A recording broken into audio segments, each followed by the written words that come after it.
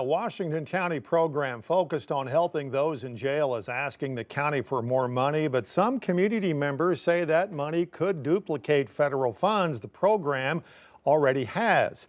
Tonight, the Washington County Quorum Court decided to move forward with giving the group those funds after making some ordinance changes. 5 News reporter Lauren Spencer explains both sides of the debate, and Lauren, why county leaders say this investment is worth it.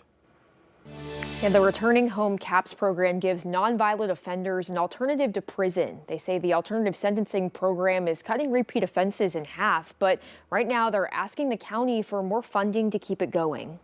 We work with them in the community, so we house them, we give them jobs, give them to work there and back, and case management and mental health counseling and family reunification. Right now, the CAPS program is funded through ARPA dollars, but Returning Home asked the Washington County Quorum Court for $500,000 from the county's general fund.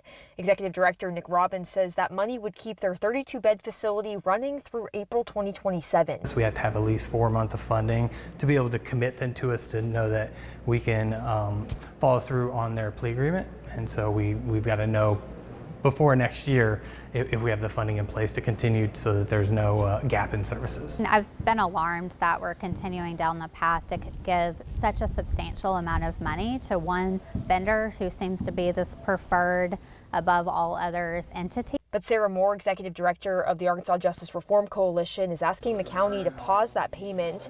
She says it duplicates money Returning Home already got through ARPA. Not only am I going to take your federal dollars that are already contracted, I also now want you to provide local tax dollars for the same services. And Moore says she wants to see more local programs that focus on reducing arrests and supporting healing in the community. That those solutions are here. And so I'd really like to see us recognize that and uplift those entities that are taxpayers here, that also live here. County Judge Patrick Deakins says the investment in Returning Home is worth it. Services. If you want to trace every dollar back to the outcome that we're getting, you absolutely can. They are selling us outcomes for our community. We're interested in purchasing those.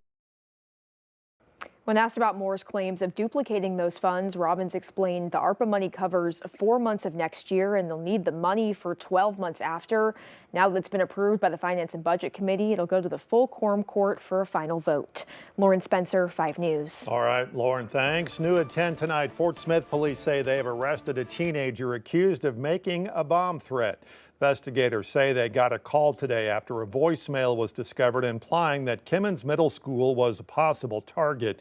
Police arrested a 14-year-old boy who's facing charges of threatening to commit an act of violence on a school and threatening a fire or bombing.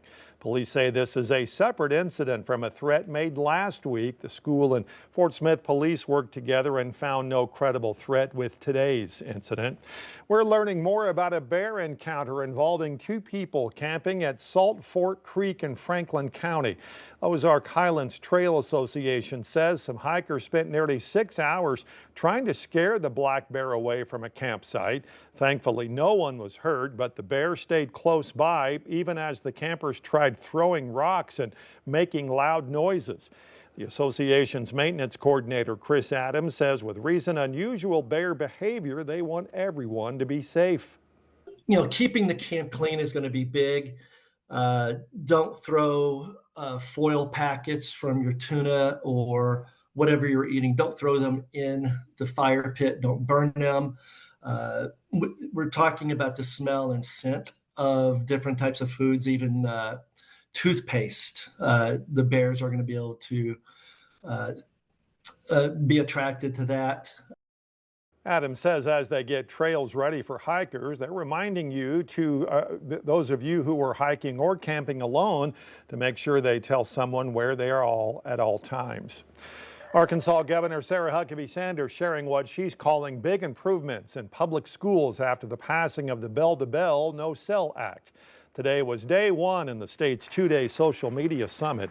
The governor says she's been tracking success of no phones in classrooms, and since taking phones away, she says there's been a drop in verbal and physical aggression, and more students are participating in class. Bentonville West High School, one of the early adopters of the program, in one district the governor says she's been tracking very closely. After a year, Bentonville West was one of the high schools that we tracked really closely, and they had been one of the earliest adopters of the program. We saw a 57% drop in verbal and physical aggression in that school. 57% drop. A 51% drop in drug usage in that school. We saw an 86% increase in the level of engagement and participation of students in the classroom.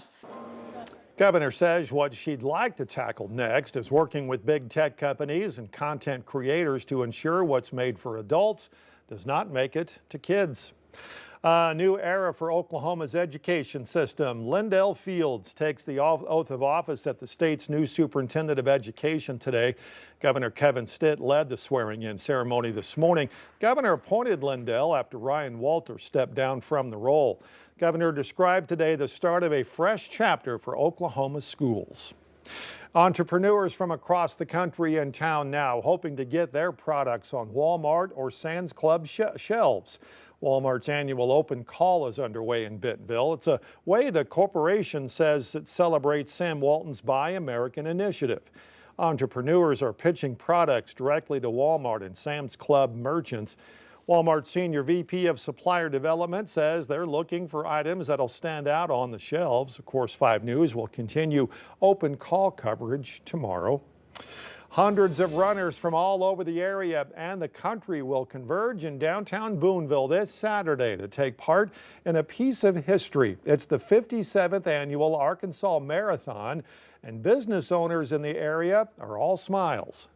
The first marathon was held back in 1968. Since then, it has grown into a huge event. Amy Daniel is one of the many serving on the marathon committee and says the event will draw in runners from all over the country. A chance to show our Southern hospitality. It gives us a chance to just showcase what Boonville's all about. Jade Graves is the director at the Boonville Chamber of Commerce and says it's amazing what this event means to business owners.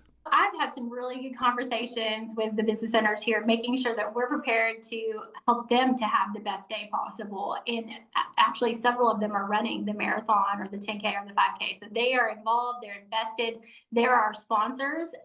And so I think they're just as excited to see people come and to just really showcase our town because we have a lot to offer. Robert Herrera spent several years helping with the event and says it just continues to grow. It's been something that we've been able to grow our volunteer base, the number of runners, just a good activity, a good weekend activity. You know, you can see from reviews that some of our runners have posted that they enjoy coming to a small town marathon, small town race, and just seeing the scenes. And, you know, it's a scenic route that the runners run. It's just an opportunity for our community to come together. Daniel says the event simply gives the small town a chance to shine. We hope that when people come that they not only see, hey, this is a great festival and a great opportunity to be with these vendors, but we hope they see, oh yeah, there's some other cool things that we could come back and do. We have great restaurants, you know, great local hometown shops and things like that. So that is our hope, that the thousands of people that visit this weekend will want to come back.